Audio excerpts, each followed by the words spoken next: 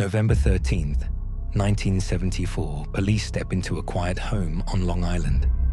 6 people are dead. No forced entry, no struggle. Only one man left alive, and he says the house told him to do it.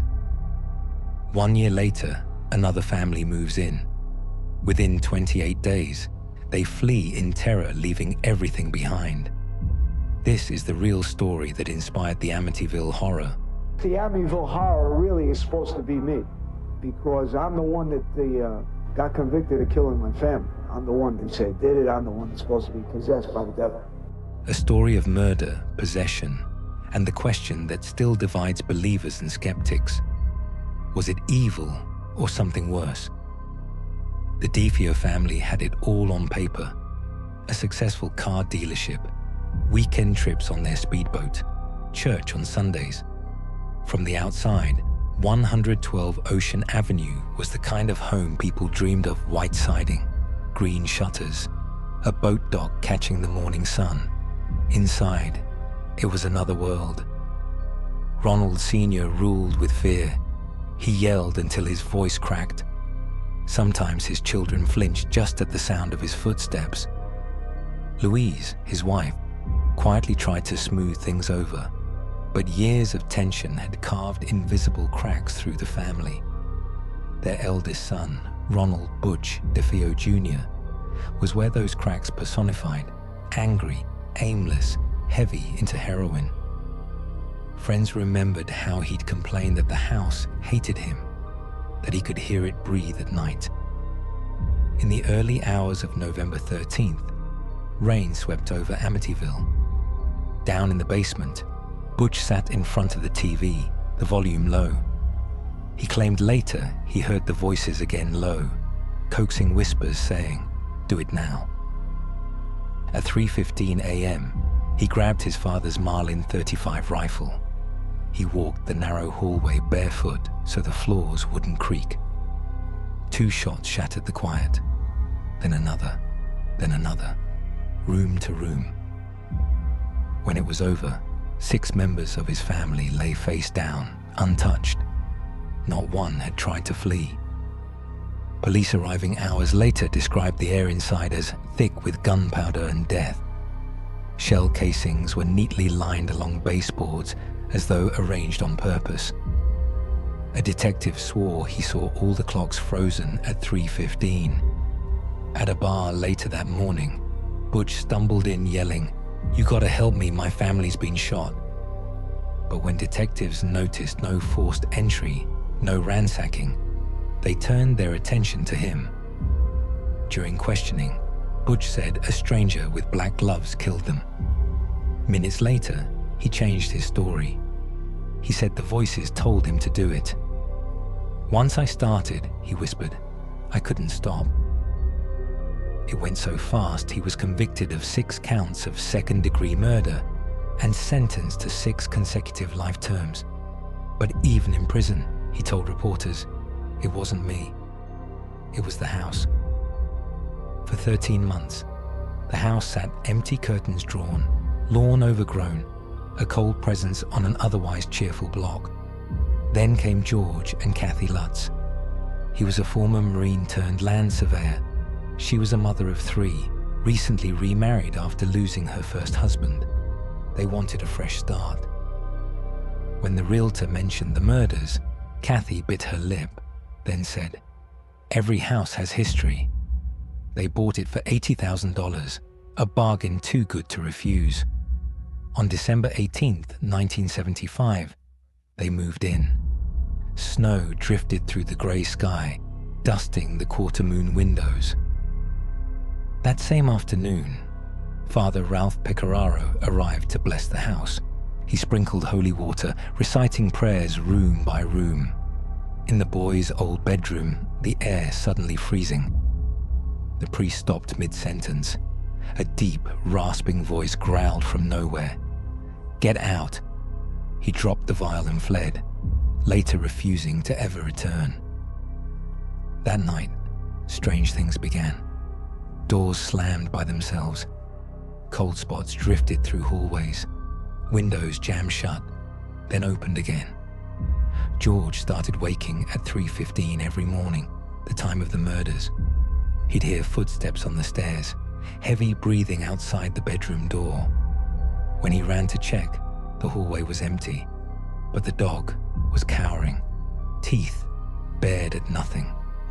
Kathy's dreams turned violent. She saw the DeFeos lying in their beds, blood spreading through sheets.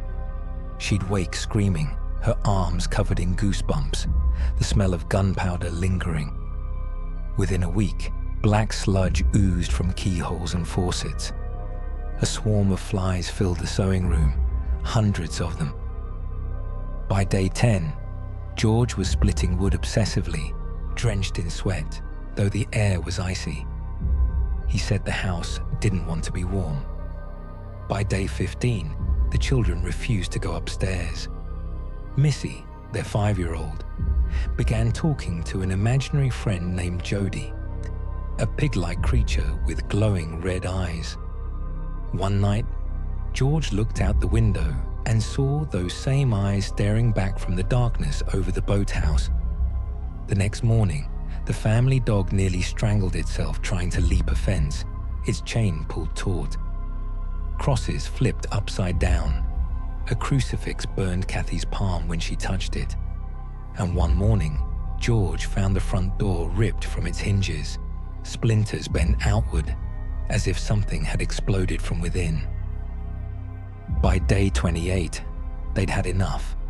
They fled into a snowstorm before dawn, leaving everything, clothes, toys, plates, still set for dinner. They never went back. Word spread fast. Reporters called it the house that hates. News vans lined the street.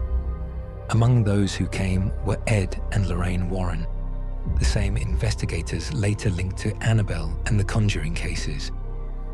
They arrived in early 1976 with psychics, infrared cameras, and tape recorders. Lorraine said stepping inside felt like walking through a cloud of morning. The team recorded sudden 20-degree temperature drops, furniture vibrating, and muffled knocks answering their questions.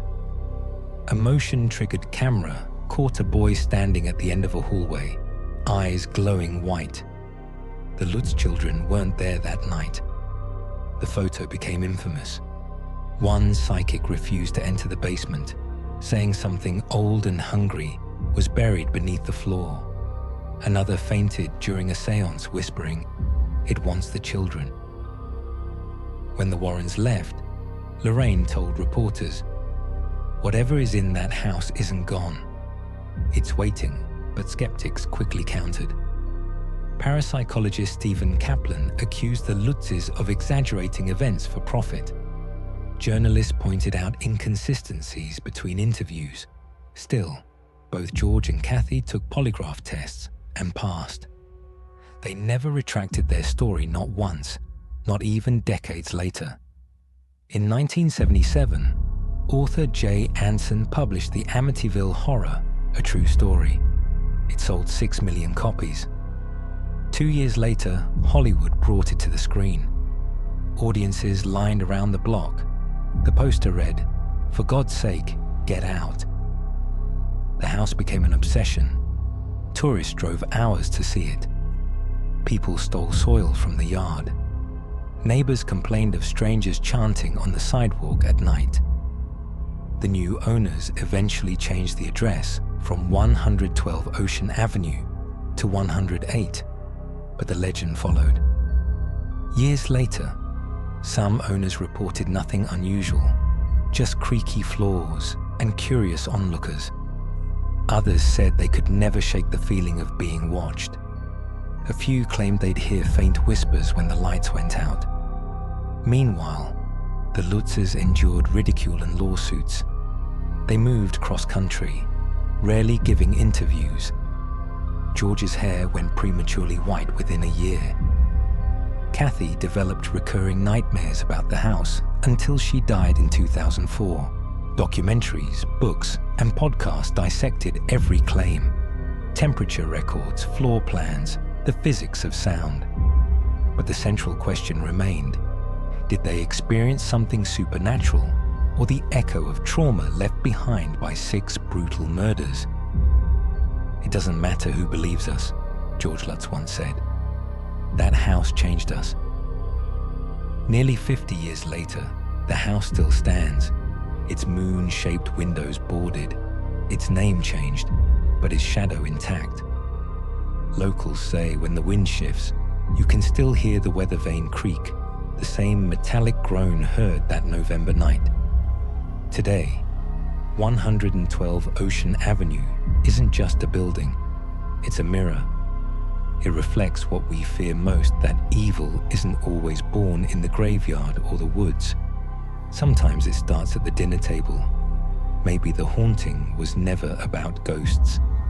Maybe it was about grief, guilt, and the weight of violence that seeps into wood and memory alike. If the haunting was real, maybe it wasn't the house that was cursed. Maybe it was the people who dared to call it home. Maybe houses remember what we try to forget.